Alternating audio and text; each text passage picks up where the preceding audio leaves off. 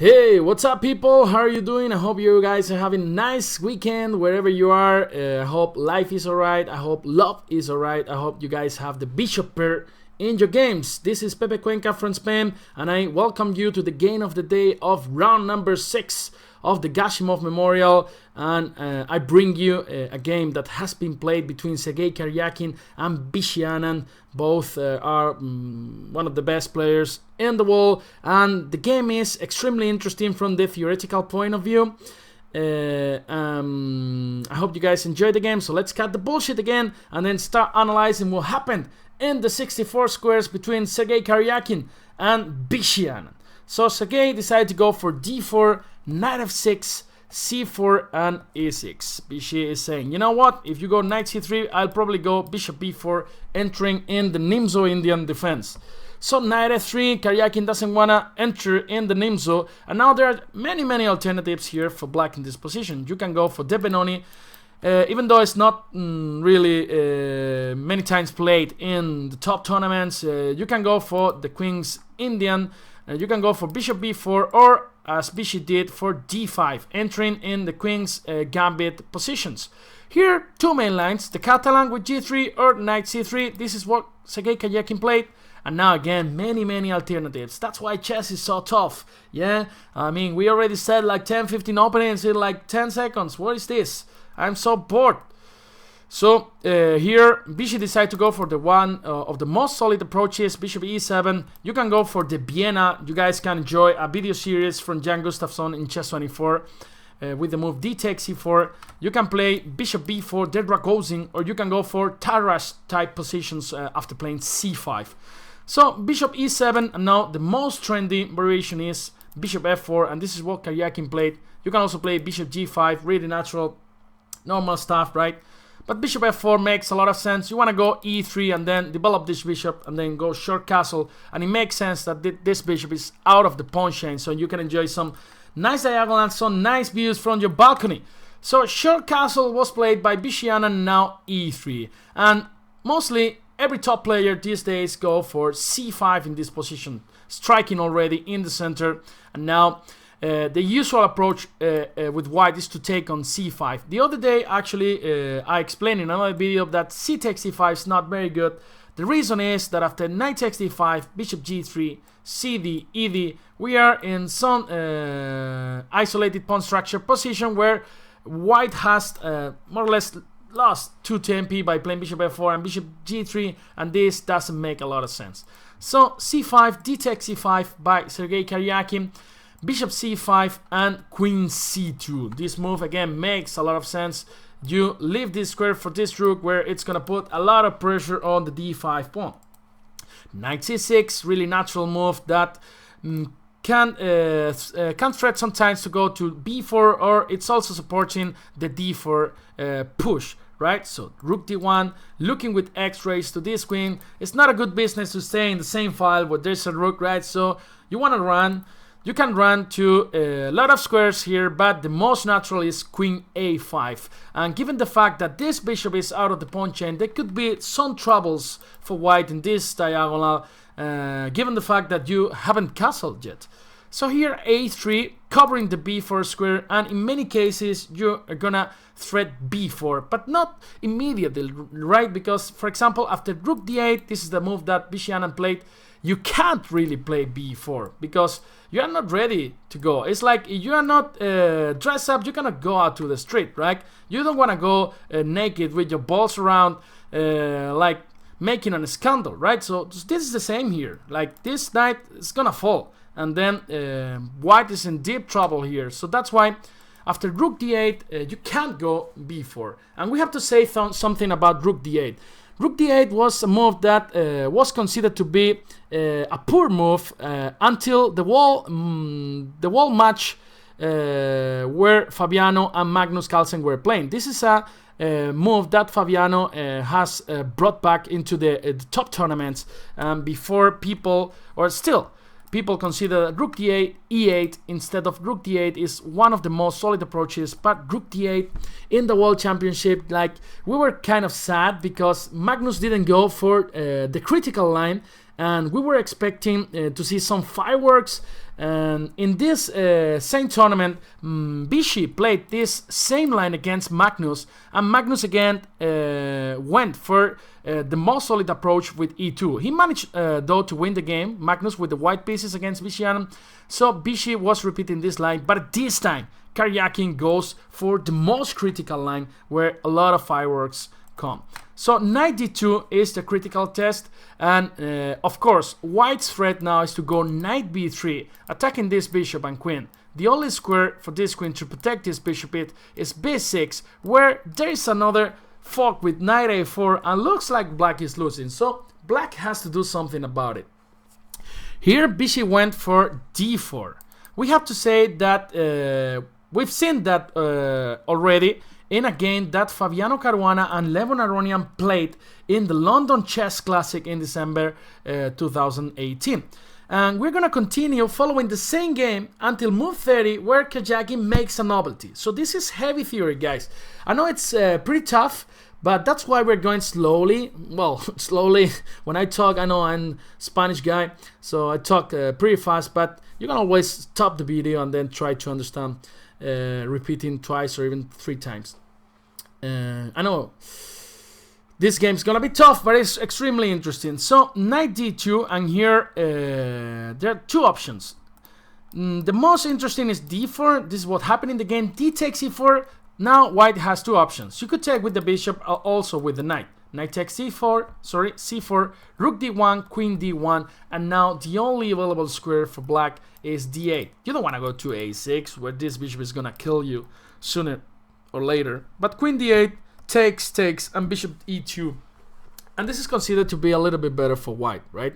So you got this bishop on f4, this bishop on c8 still not developed. This bishop can come to f3, putting a lot of pressure, and then you got the d6 square to jump for your knight.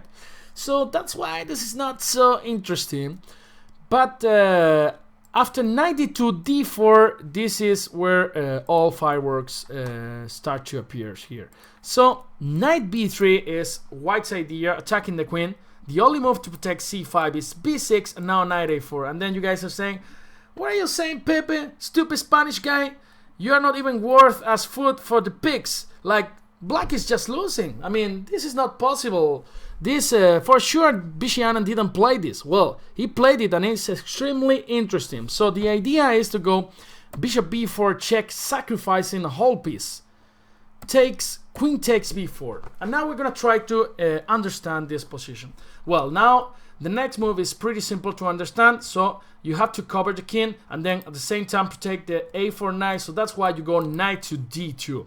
And here, queen a5 or e5 are both interesting. Actually, you can play in both orders, but e5 was played. And this is a really important moment that we have to understand. So we should go bishop g5 instead of bishop g3. But there's an important reason behind that. So if you go bishop g3, now black goes bishop g4, and then you can never go bishop e2, since black takes on e2 and then d3, baboom, and then we can just resign. You can also not go to c1, for example, because after d takes e3, f takes e3, knight e4, black is just winning. You're gonna take this knight on d2. You can't take on e4 because there's queen d2 checkmate.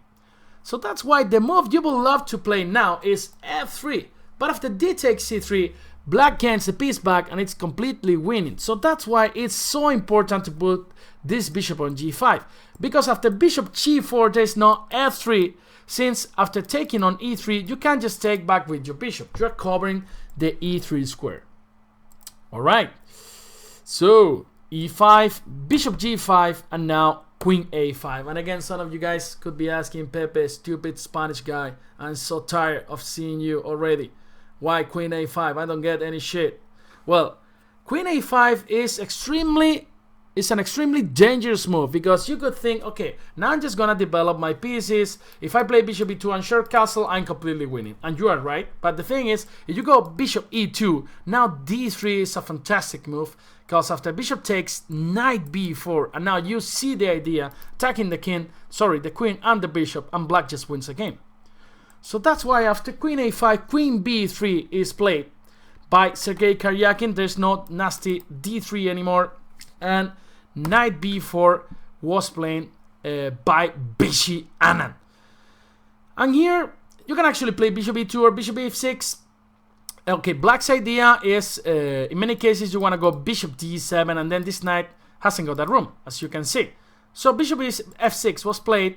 It's really interesting. So there are no knight e4s in the future, and also you ruin black's pawn structure on the king side. G takes f6 and bishop e2, developing another piece, getting ready for castling. And now black has to play extremely dynamically if it doesn't want to play. It doesn't want to lose, sorry.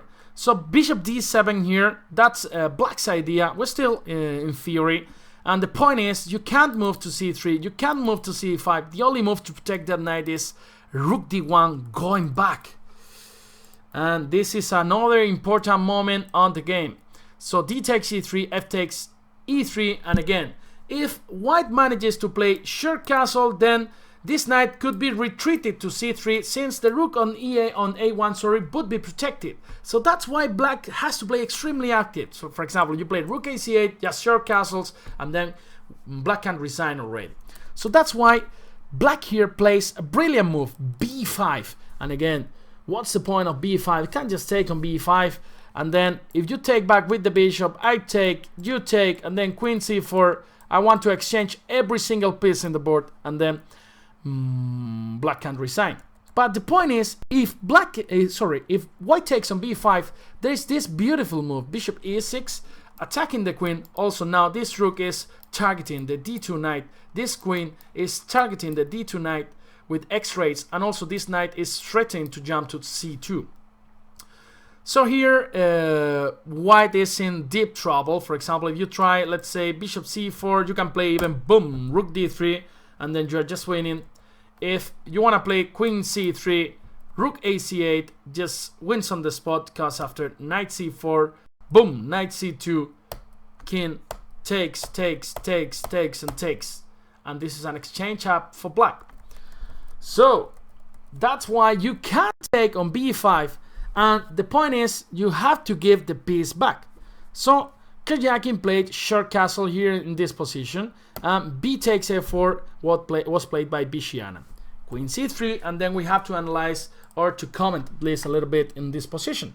Well, black's a pawn up, but then you can see black's pawn structure is a bit bad, right? So there you got double pawns here, and the most important part is black pawn structure is completely ruined in the king side, where black could have an important attack. So here, the only good move to protect Facundo, actually black has the Facundo twins, which is always advantage, but okay, you got to protect one of the Facundos, and then there's only one good way. If you go queen b6, this queen has too many tasks. It has to defend b4, also f6, and after c5, well, one of these two guys fall. So that's why black has to play f5, and Karjakin continues attacking black's weaknesses with knight f3. The only good way to protect e5 is to play ef6, and again, white continues to attack black weaknesses. Now black played knight c6, and the point is, white shouldn't exchange on a5 in order to get this pawn. White played queen a3, but if white takes on a5, knight takes a5, knight takes f5, knight b3. Now, black could be even a little bit better. If you go to b1, there's knight d2 fork, and if you go to d1, you can just take on f5, takes, and king g7, and your rook is ready to come to d8 and d2, and black could be even a bit better. So that's why after knight c6, queen a3 was played, and then there's only one way to protect Facundo, and that's to play e4.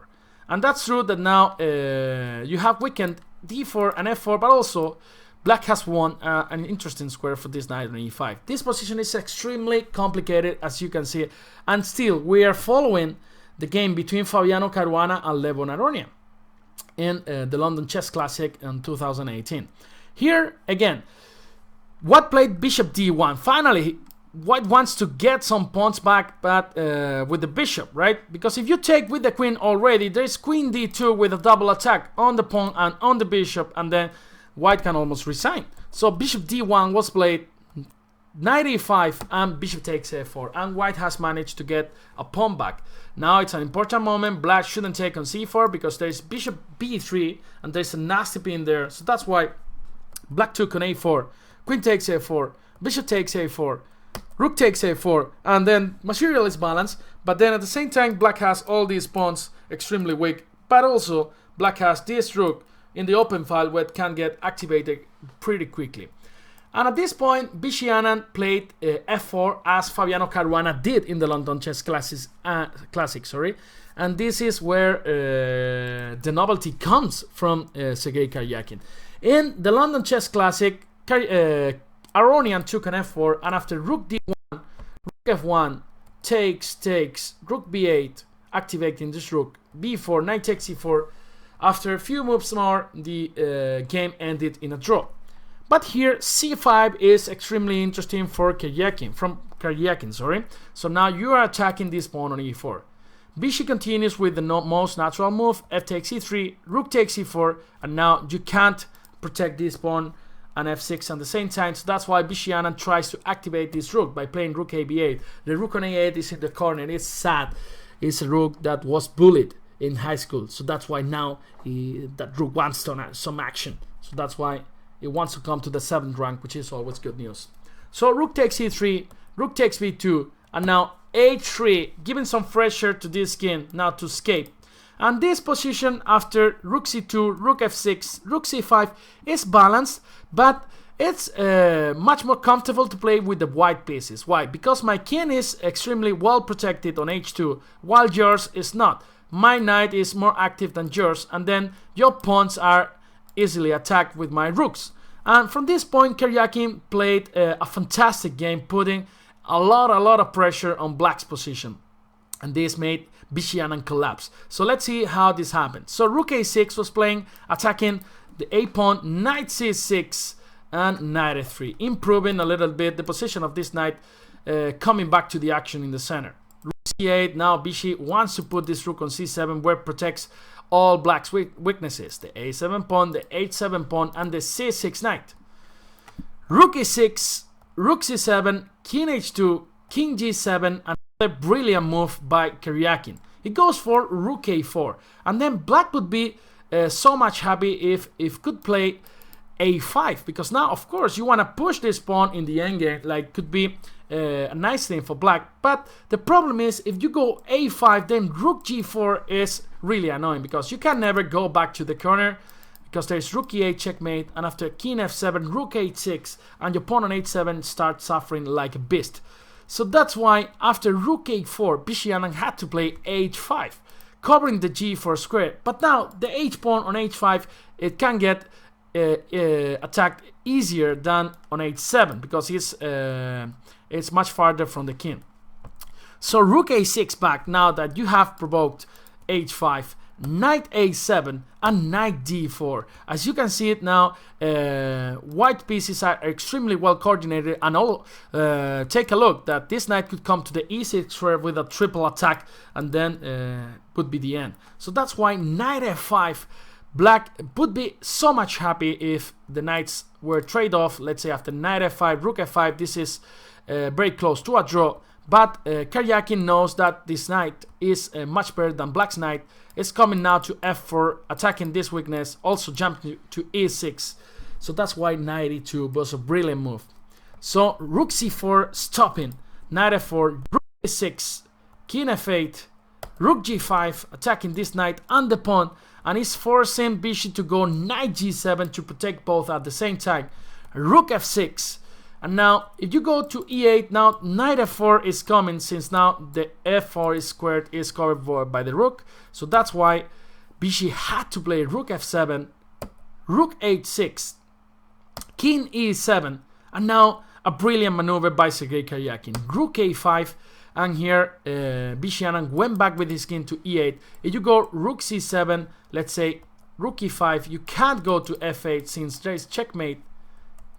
Sorry, king d7 and knight d4, and it's extremely hard for black to make a move now. This knight on g7 is forever there, since the pawn on h5 is hanging, and this knight is controlling like so many good squares. Not c5, right? That would be a pawn knight, but it's just a knight. So the point is, after rook a5, Vishy played king e8, and now rook h8 check, rook f8, rook h7, provoking rook f7, and now rook e5 check. The point is, you can't go to f8. You have to go back there, and then you will be you won't be anymore protecting the rook on f7. So that's why after rook d8, rook h5 was played, and then Vishy resigned in this position, since after knight takes, rook takes f5. It's true that he could have fought a little bit more, but this position is extremely unpleasant. It's almost +2 according to the engines. Probably it will end up with a loss for Vishy Anand. As you can see, it's not a game where Vishy has made a big blunder, but on the contrary, like Sergey Karjakin has put tremendous pressure on Vishy Anand position, and finally he has collapsed. So it's been an extremely interesting game from the theoretical point of view. I hope you guys enjoyed this game. I'll come back to you tomorrow with the next game of the day. So guys, have a nice Saturday night. You know, don't party too much, don't party like a bitch, just behave well and try to be in shape to follow the next video on Chess24. This has been everything. Regards from Spain. Be happy. Bye bye.